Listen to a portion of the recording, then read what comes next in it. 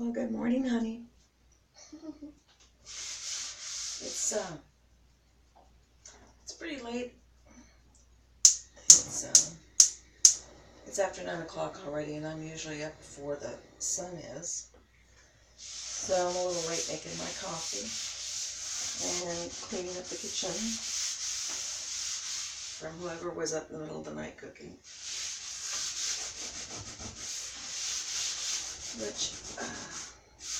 Which is fine, I guess. I sure wish they could train themselves to clean up when they're done cooking, because I'm getting tired of doing it.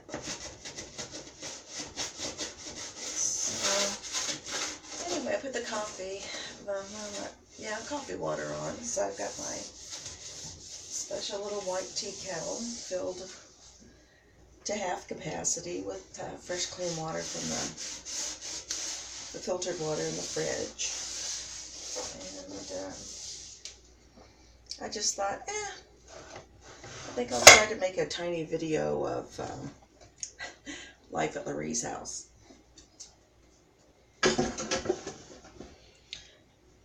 Of course, keep in mind, this is not my house. This is Miss T's house.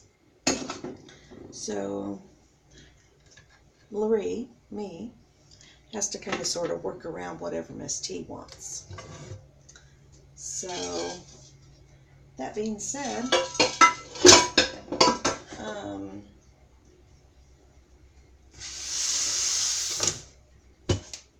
that's why I think it's time for me to go pretty soon.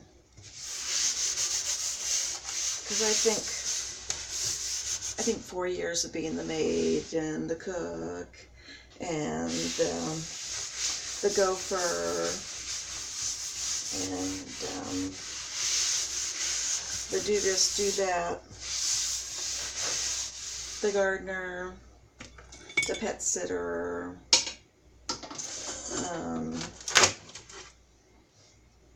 geez, is there anything I don't do around here?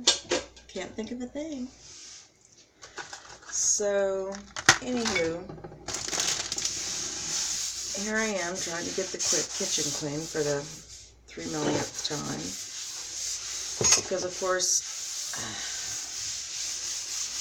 there's generally 3 adults that live here.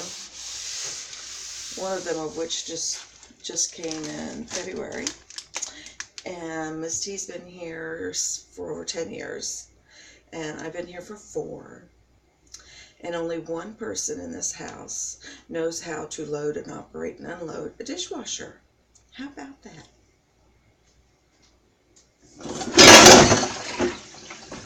Yeah, sorry about the noise. It's the double sink full of pots and pans that nobody will wash.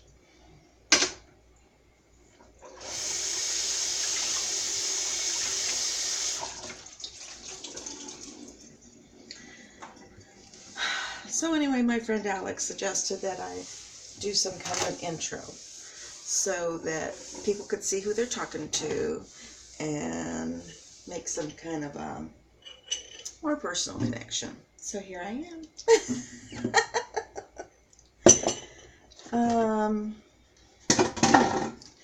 So anyway, I think we're probably going to get interrupted quite a few times because Miss T is still home. She's in the shower. I can hear the water running. Funny, as big as this house is, I can still hear the water running. I think it's because the pipes are for the hot water are pretty close by. Because the hot water heater is just in the garage, which is where I'm near. The kitchen is right next to the garage, like it always was in the 50s. This house was built in the 50s.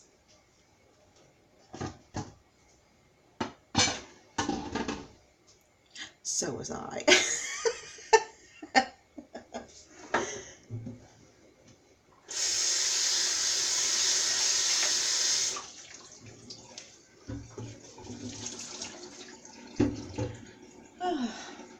Sorry, I haven't figured out where to put the camera yet so that you can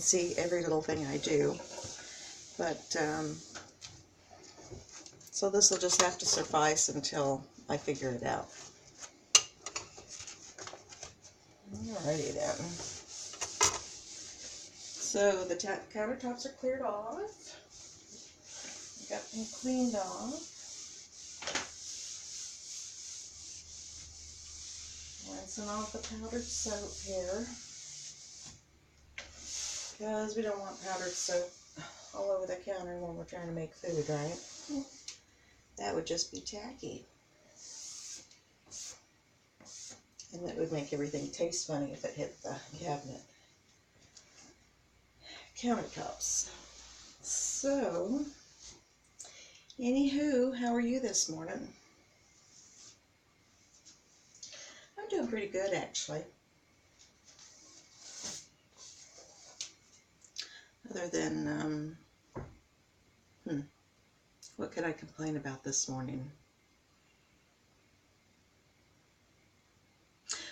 Not a thing.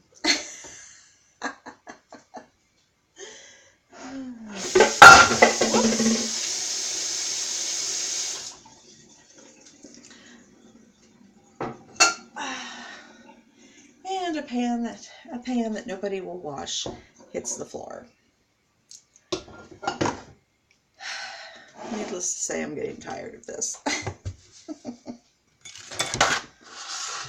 So, anyway, whatever. So I'm hoping my coffee water hurries up and cooks, because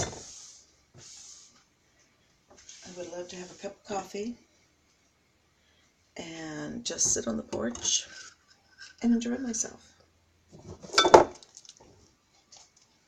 Doesn't that sound totally decadent? I think it does.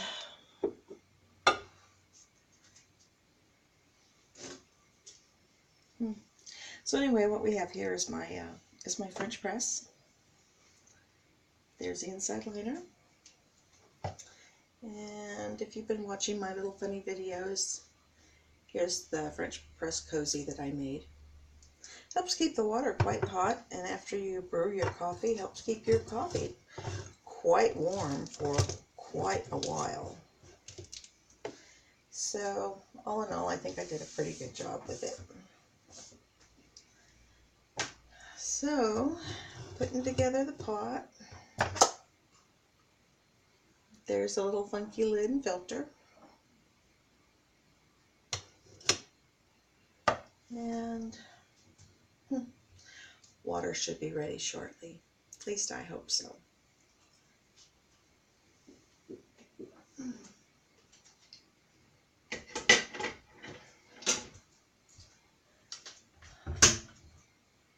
So anyway, when I make coffee,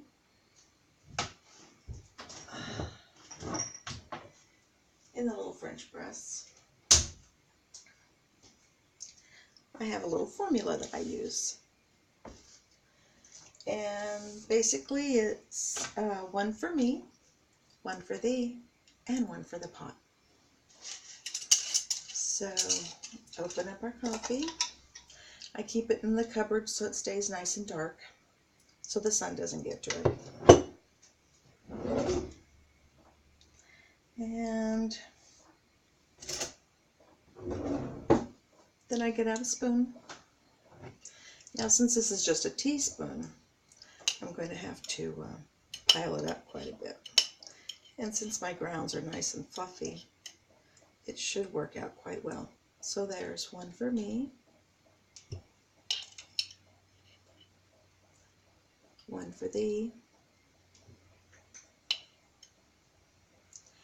and one for the pot.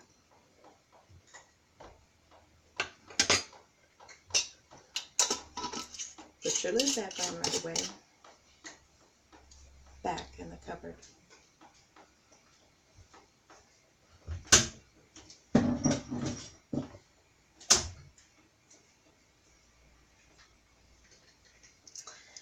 And then we'll just kind of sort of patiently wait for the water to get nice and hot, so that we can have real honest to God coffee this morning.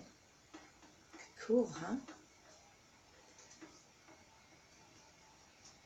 Cool.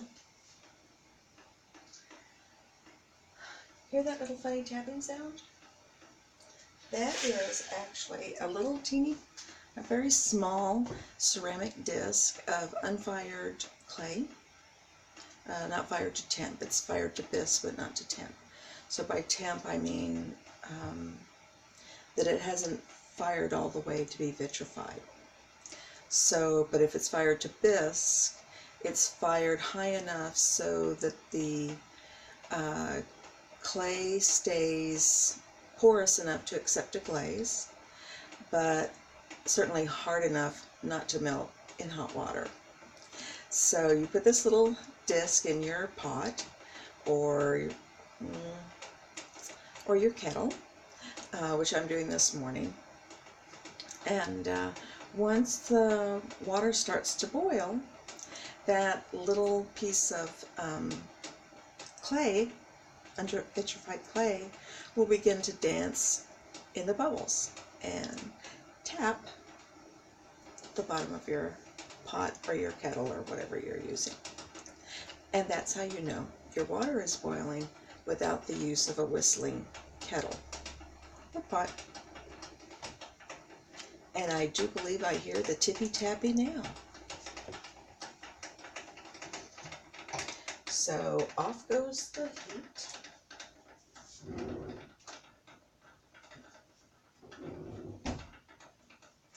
Grab a pot holder because we don't want to burn our little hands. And it's a good idea to wait until the water has stopped bubbling before you pour it into your French press. Prevents a lot of splashing. So in goes the hot water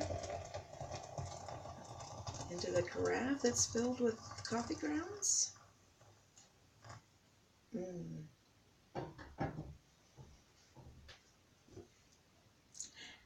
Now we put the lid strainer back on. Turn the top so that it's closed, and we wait. Be right back.